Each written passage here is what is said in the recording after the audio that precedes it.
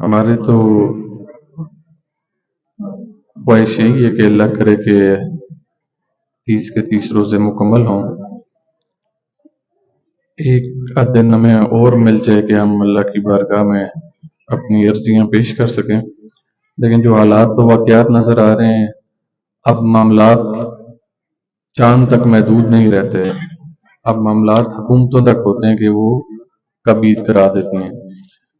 تو جو نظر آ رہا ہے کہ عید کا ایک محکم چانس ہے کہ کل عید کا دن ہو، تو اس اعتبار سے آج کی ہماری آخری نشست ہوگی رمضان ایمان کے پلیٹ فارم سے۔ تو میری کوشش ہوگی کہ آج کے دن ہم نے ان تمام دنوں میں سیکھا اور سکھایا، اس کے اوپر تھوڑی سی روشنی ڈال کے اس کو ایک کوزے میں بند کرنے کی کوشش کریں۔ ہم نے اوائل سے ہی آپ کو یہ بیان کیا کہ ہمارے لیے سب سے زیادہ مقدم چیز قرآن کریم ہے۔ ابھی آپ لوگ اس دسترخوان کا حصہ بنتے ہیں، میرے سے بہت سی چیزیں سنتے ہیں۔ آپ کل کسی مسجد میں جائیں گے، وہاں پر کسی کو سنیں گے، میرا بیان اور ہوگا، مسجد میں مولوی صاحب کا بیان اور ہوگا۔ کل آپ ٹی وی لگائیں گے تو وہاں پر کسی مسلک کے عالم کو سنیں گے، اس کا بیان اسی موضوع کے پر اور ہوگا۔ تو اس سے میں تذبذب کا شکار ہو جائیں گے کہ ہم کس طرف جائیں۔ خواہ وہ شخص جو 28-29 دن کھڑا ہو کے ہمیں کچھ تبلیغ کرتا رہا، اس کی بات سنیں، یا جو مساجد میں کھڑے ہو کر روز بیان کرتا ہے اس کی بات سنیں، یا جو ٹی وی کی زینت بنتا ہے اور آ کر اپنی کوشش کرتا ہے اس کی بیان سنیں۔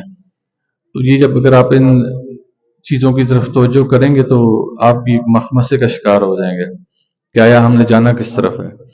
تو جب آپ کے پاس اتنا الجھاؤ آ جائے، چیزیں الجھ جائیں، سمٹنے پر نہ آئے، سمجھ سے باہر ہو جائیں، تو حضور علیہ السلام کے فرمان کے اوپر جائیں۔ صحابہ کرام نے حضور علیہ السلام سے دریافت کیا کہ یا رسول اللہ صلی اللہ علیہ وآلہ وسلم کہ ابھی تو آپ کی ذات ہم میں موجود ہے، لیکن جب آپ کی ذات ہم میں موجود نہ ہوگی، یا وہ لوگ جو ہمارے بعد آئیں گے تو وہ کیا کریں گے، وہ کس چیز سے ہدایت کو حاصل کریں گے؟ تو حضور علیہ السلام نے فرمایا کہ تم میں 2 چیزیں چھوڑے جا رہا ہوں۔ یہ حضور علیہ السلام ہم میں خود چیزیں چھوڑ کے چلے گئے۔ آپ نے فرمایا 2 چیزیں چھوڑے جا رہا ہوں، ایک قرآن ہے اور دوسری میری اطرت ہے، یعنی میری اہل بیت ہے۔ اگر ان کا دامن تھامے رکھو گے کہ تو بھی گمراہ نہیں ہوگے۔ تو حضور کے فرمان کے مطابق جو پہلی چیز بیان کی گئی وہ قرآن کریم ہے۔ تو یہ جان لیں کہ آج کے دور کا جو سب سے بڑا پیر ہے، جو سب سے بڑا معلم ہے، جو سب سے بڑا استاد ہے، جو سب سے بڑا عالم ہے، وہ قرآن کریم ہے۔ اور یہ ایسا عالم ہے، یہ ایسا پیر ہے، یہ ایسا معلم ہے کہ تمام مسالک کے علماء اور تمام مسالک کے پیروکار آپس میں جتنا مرضی اختلاف کر لیں، لیکن وہ قرآن کریم کی بات کو لے کر اختلاف نہیں کر سکتے۔ اگر ایک چیز اللہ نے واضح کر دی کہ نماز ادا کرنی ہے تو یہ قرآن کا حکم آ گیا، تو شیعہ بھی ادا کرے گا، سنی بھی ادا کرے گا، کوئی اور مسلک والا ہے وہ بھی اس کو ادا کرے گا۔ تو اصول دین وضع ہو گیا کہ قرآن نے ہمیں نماز ادا کرنے کا۔ اب یہ چند چیزیں فروعی اختلاف میں آ جاتی ہیں کہ ہاتھ باندھنے ہیں یا کھلا رکھنے ہیں، ہاتھوں کو باندھنے کی مقدار کیا ہونی چاہیے، وہ زیر ناف ہونے چاہیے، ناف سے اوپر ہونے چاہیے۔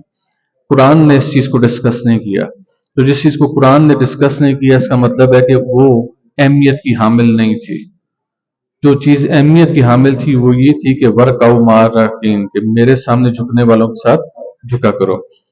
تو خواہ وہ کسی مسلک سے تعلق رکھنے والے آپ ہوں، آپ ہاتھ اوپر باندھیں یا نیچے باندھیں، مقصد یہ ہونا ہے کہ اللہ کے سامنے جھکنا ہے، اور اللہ کے سامنے اس طریقے سے جھکنا ہے کہ آپ کی نمازوں میں اور عبادات میں خشوع و خضوع پیدا ہو جائے۔ اور میں نے یہ اپنے اس ایک لیکچر میں، بلکہ 2-3 لیکچر میں ایک معاملات آپ کے سامنے گوش گزار کیے کہ خشوع و خضوع کا مطلب یہ ہے کہ آپ جو عبادت کریں تو آپ کا دل و دماغ آپ کے جسم کے ساتھ اللہ کی بارگاہ میں جھکے، تو تب آپ اس عبادت میں خشوع و خضوع پیدا کر سکتے ہیں۔ تو لب لباب ہماری اس تمام باتوں کا یہ کہ اگر ہم اس امت محمدی کو ایک پلیٹ فارم پہ اکٹھا کرنا چاہتے ہیں تو ہمیں ان کے مابین اختلاف کو کم کرنا ہوگا. ان کے مابین اختلافات کو ختم نہیں کیا جا سکتا، لیکن اس کو کم کیا جا سکتا ہے، اور کم صرف ایک صورت میں کیا جا سکتا ہے کہ اگر ہم سب کا نصاب ایک ہو، ہم جہاں سے تعلیم لے رہے ہوں وہ ایک چیز ہو، ہم جس معلم سے اپنے لیے راہ ہدایت تلاش کر رہے ہوں وہ ایک ہو، تو وہ معلم، وہ کلاس ٹیچر یا وہ عالم قرآن کریم ہے. اگر ہم اس کو لے کر چلیں گے تو پھر ہم اللہ کی ایک رسی کو مضبوطی سے پکڑنے کے قابل بھی ہوں گے. اسی کو لے کر چلیں گے تو ہم آپس میں تفرقات سے باہر نکلنے کے قابل ہوں گے. تو یہ ہماری میں سمجھتا ہوں کہ ہم نے چونکہ رمضان ایمان کا جب آغاز کیا تو اس کو واعتصموا بحبل اللہ سے کیا، جو ہمارے پینافلیکس کی زینت بھی بنا. اس کے ساتھ ایک آیا مبارکہ آپ کے سامنے پیش کی گئی، وہ بھی اس پینافلیکس کی زینت ہے. تو ہمارا آپ کو اس جو کنکلوسیو ریمارکس ہوں گے وہ یہی ہوں گے کہ اپنے آپ کو دین کی طرف متوجہ کریں، مسالک کی دوڑ سے، مسالک کی جو ایک آماجگاہیں ہیں ان سے باہر نکلنے کی کوشش کریں، بڑے کینوس پہ کھیلیں، اور بڑا کینوس دین کی طرف لے کے جائے گا، وہ کسی مسلک کی طرف نہیں لے کے جائے گا.